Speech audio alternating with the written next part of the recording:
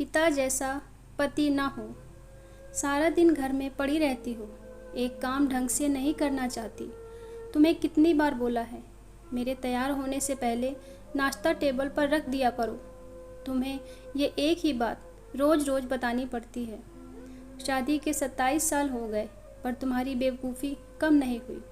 तुम्हें तो घर पे बैठना रहता है, मुझे तो काम पर जाना होता है। अगर ये सब तुम जानबूझकर करती हो तो याद रखना, मुझसे बुरा कोई नहीं होगा। आज भी राहुल का गुस्सा 7वें आसमान पर चढ़ा हुआ था।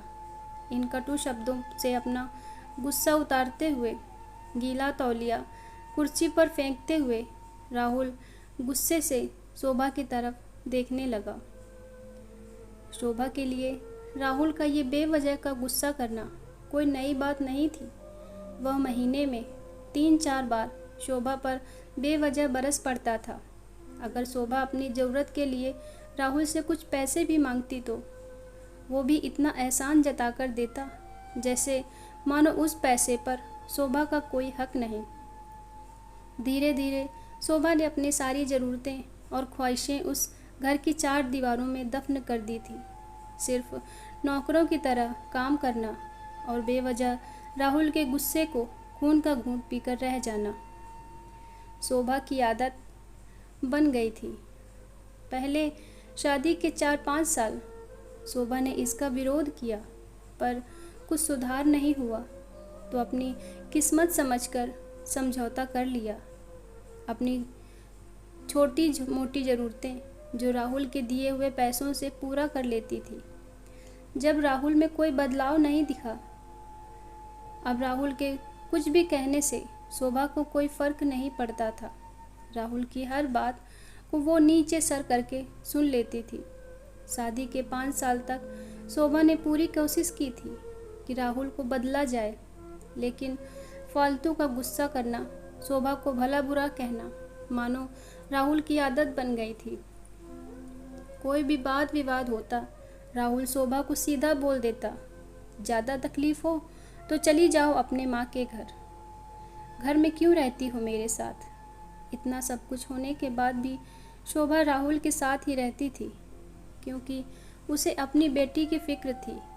और वह जाती भी तो कहाँ। इस उम्र में वह अपने बूढ़े माँ बाप को परेशान नहीं करना चाहती थी।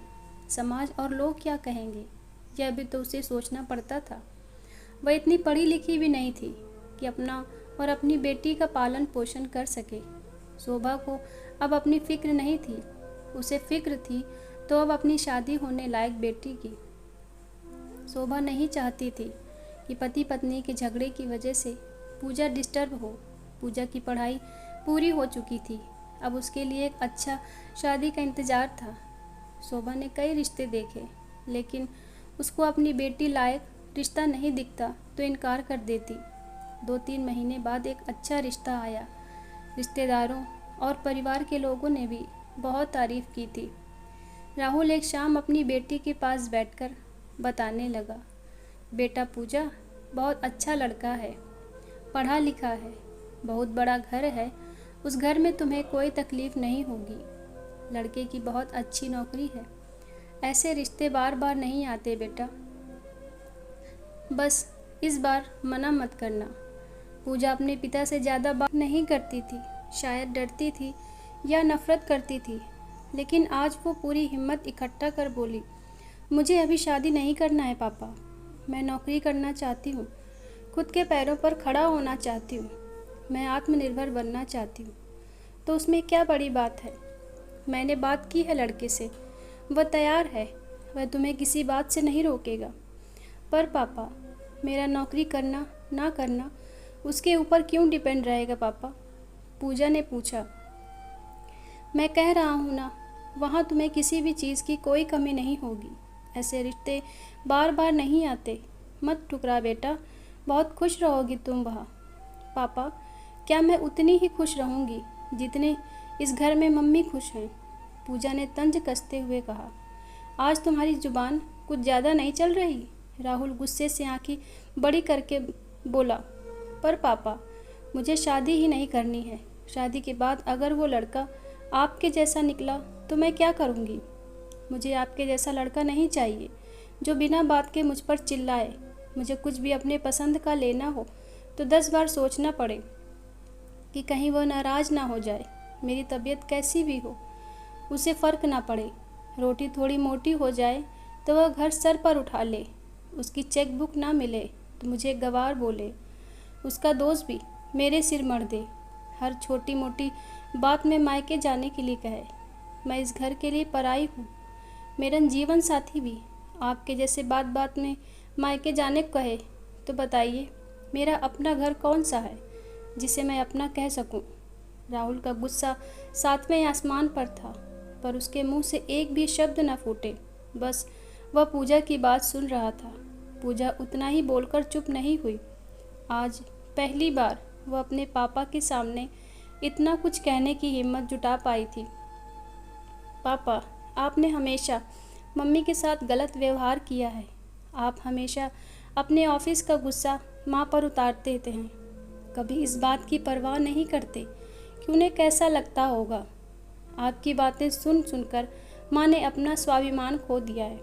पूजा ने राहुल का हाथ पकड़ा और बोली, पापा, आप सिर्फ एक सवाल का जवाब दे दो। क्या आप चाहेंगे कि मेरा जीवन साथी ऐसा हो? अगर हाँ तो मैं शादी के लिए तैयार हूँ। कर दीजिए मेरा रिश्ता आज ही, और ना मुझे बनने दीजिए आत्मनिर्भर। राहुल कुछ भी ना बोल पाया। आज उसे शोभा के सामने जाने में भी शर्म आ रही थी। वह शोभा के साथ किए गए व्यवहार पर पछता रहा था। अगर मैं नहीं चाहता कि मेरी बेटी को ऐसा जीवन साथी मिले जो उसे सुख ना दे सके, तो मैं शोभा के साथ ऐसा कैसे कर रहा था? वो भी तो किसी की लाडली बेटी है।